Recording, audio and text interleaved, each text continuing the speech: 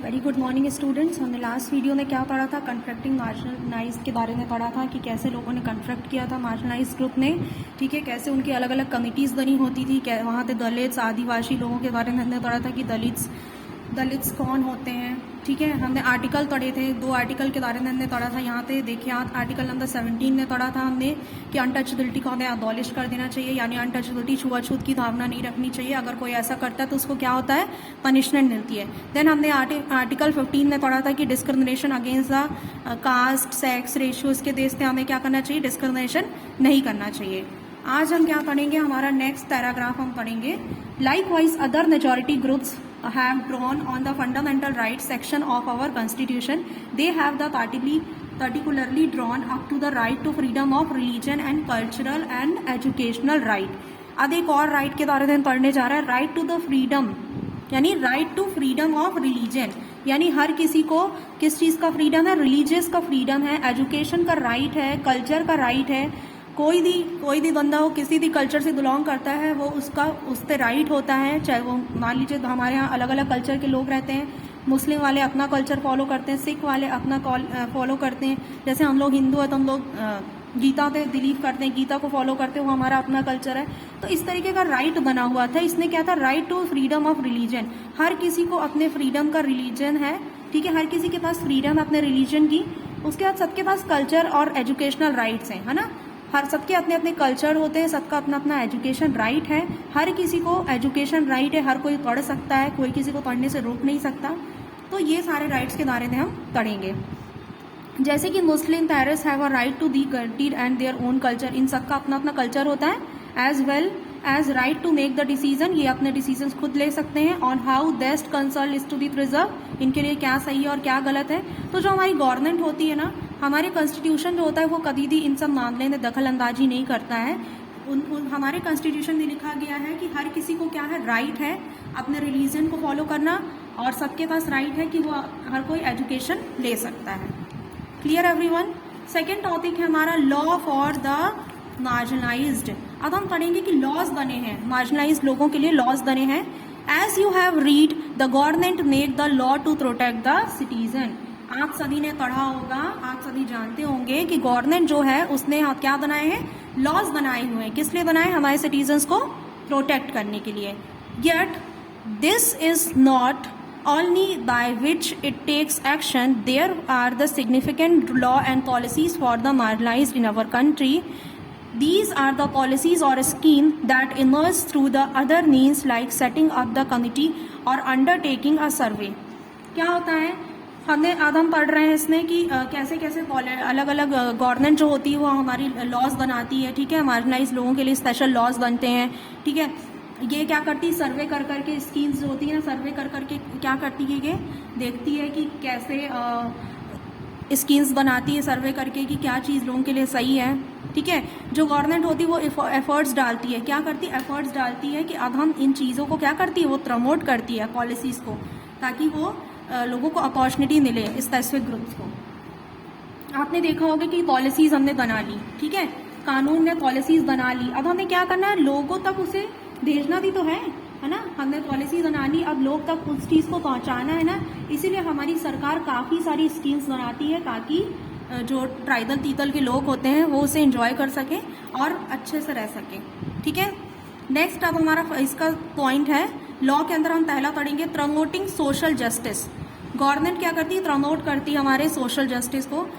As part of this effort to implement the Constitution, both central and state government create the specific schemes for implementation in the tribal areas or in the areas that have a high Dalit population.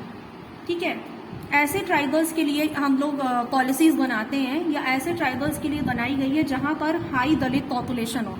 क्या हो, जहाँ पे ज़्यादा दलित population हो, उनके लिए क्या बनाया गया है। आप देखिए एक एग्जांपल दिया हुआ है, the government provide for the free and subsidize hostels for the students of Dalit and Adivasi community so that they have available of education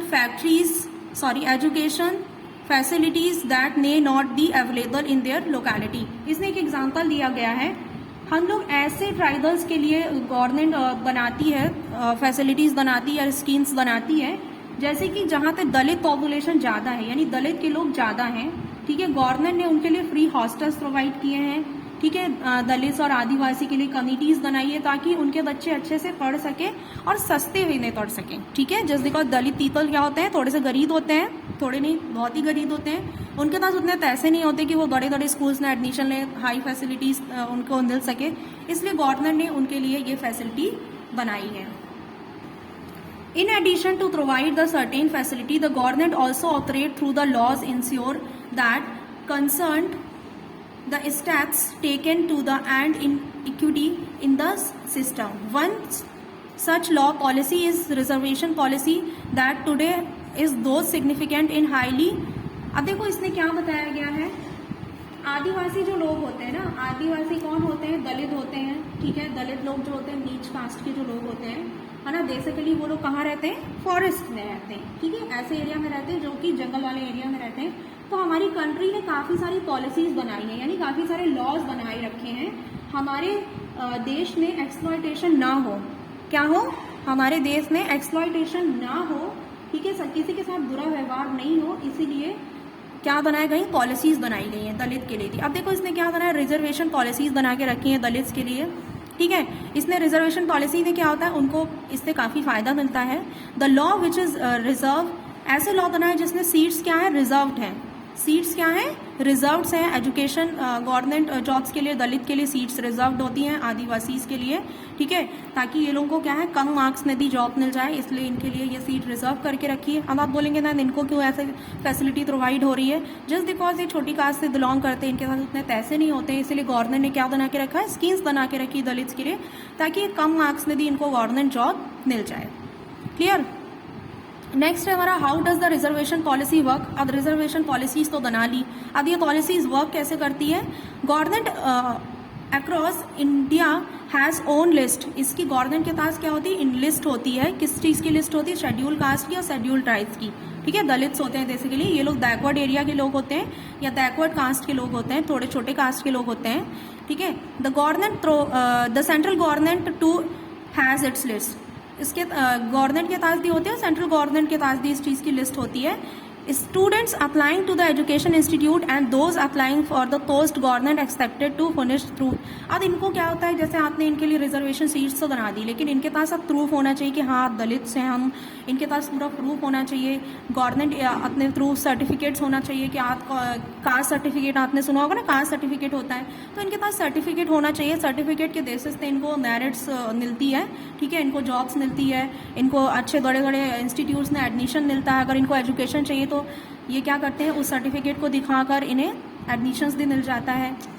if a particular Dalit caste certain tribe of a government list then the candidate of a caste, अगर इनके पास मान लीजिए certificate नहीं होगा तो ये इस चीज़ का रिजर्वेशन का बेनिफिट नहीं उठा सकते हैं।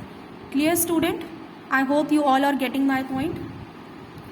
For admission to the college, especially to the institute and professional educations such as medical college, government define a set of cut off marks, है ना।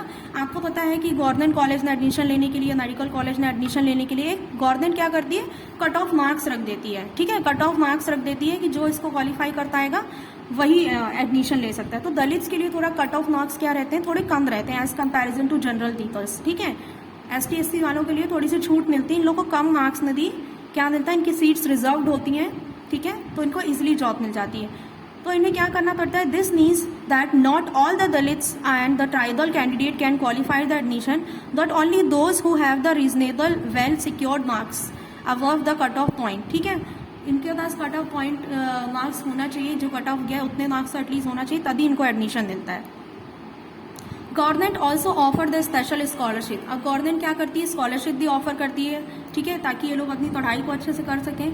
जो स्टूडेंट्स बड़े बड़े इंस्टीट्यूट्स में नहीं पढ़ सकते हैं, है ना, कुछ ऐसे पीपल्स होते हैं जो जैसे दलित्स हो गए, इनके ये कास्ट वाइज थोड़े से कमज़ोर होते हैं, इनके पास उतने पैसे नहीं होते, तो गवर्नमेंट क्या करती है, स्कीम्स बना देती है, पॉलिसीज़ बना देती है, गवर्नमेंट इनको स्कॉलरशिप प्रोवाइड करती है ताकि अच्छी अच्छी स्कूल्स में पढ़ के एजुकेशन ले सकें। क्योंकि हमारे पास क्या है, right to equality, right to education, अभी मैंने आप लोगों को बताया कि हर किसी को एजुकेशन राइट होना चाहिए।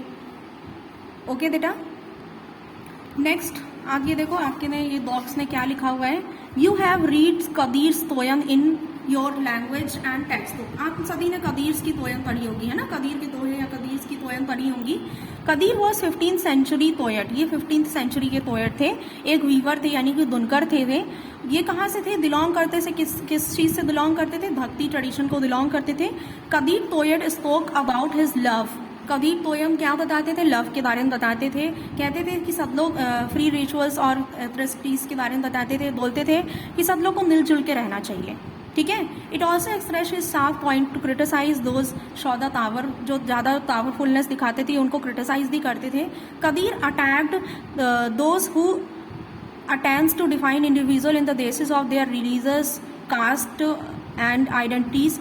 इन his view point each and every person, देखो कदीर के व्यू पॉइंट की अगर हम बात करें तो कदीर जो थे उनका व्यू पॉइंट ऐसा था कि वो कहते थे कि सब लोग इक्वल हैं उनके लिए, सब लोग क्या है, इक्वल है। हम सबने पढ़ा है ना राइट टू इक्वालिटी, तो राइट टू इक्वालिटी क्या बताता है कि सारे लोग क्या है, लॉ के सामने इक्वल है, चाहे वो कोई भी कास्ट से बिलोंग करते हो, ठीक है, चाहे वो बड़ी कास्ट से बिलोंग करते हैं या छोटी कास्ट से बिलोंग करते हैं। तो कदीर भी कुछ ऐसा ही मानते थे, उन्होंने एक्सपीरियंस किया था इस चीज़ को और लिखा दिया अपनी चीज़ों में, लोगों को पढ़ने को मिलता है, आइडियाज़ उनके स्प्रेड हुए हैं कि वो सारे लोग को इक्वली ट्रीट करते हैं, ठीक है। His poetry beings very powerful, उन्होंने कहा कि उनकी पोएट्री बड़ी पावरफुल आइडिया देती है, इक्वालिटी बताती है ह्यूमन बींग्स के बारे में, ठीक है। वो कहते हैं कि he write about the valuing of work, उन्होंने वैल्यू दिया है, किस चीज़ को, वर्क को बड़ा वैल्यू दिया है। ऑर्डनरी, कोई भी ऑर्डनरी पॉटर है, यानी कि कोई ऑर्डनरी पॉटर नहीं, पॉटर जो कि बेसिकली क्या करते हैं, घड़े वगैरह बनाने के काम करते हैं, उन्होंने उनको भी बहुत इंपॉर्टेंस दी है। वीवर्स, जो लोग वीविंग का काम करते हैं, वुमेन्स जो कि वाटर पॉट्स में कैरी करके जाती, लेबर्स, तो उन्होंने इन सब को क्या किया है, इन सब पे ध्यान देते हुए इन सब को बताया है कि ये सब उनके लिए कितना इंपॉर्टेंट है। ये सब लोग भले ही छोटे काम करते हैं लेकिन सबके इनके लिए ये इन चीज़ों के ऊपर उन्होंने इम्पैक्ट डाला कि भले पीपल छोटे काम करते हैं लेकिन वो सब क्या है, हम सब के लिए इक्वल हैं। उन्होंने क्या कहा, he his decided courageousness challenges inspired many even today's Kadir poem. आपने देखा होगा कदीर की पोएट्री जो है सब जगह सेंग होते, दलित जो होते हैं वो बहुत इंस्पायर हुए इस पोएट्री से। तो ये क्या है, सब जगह उनकी पोएट्रीज आप लोग बुक्स में भी आप लोग को पढ़ने को मिलती है, ठीक है। यूपी, राजस्थान, ये सब जगह पे इन जगहों के नाम दिए गए हैं, स्टेट्स के नेम दिए गए हैं। तो आपने देखा कि दलित के लिए इन्होंने कितना ज़्यादा अच्छी चीज़ें लिखी थी और इनकी पोयम, इनकी लैंग्वेजेस हम आज के अपने डेट में टेक्स्ट बुक्स में पढ़ते हैं। Okay students, thank you.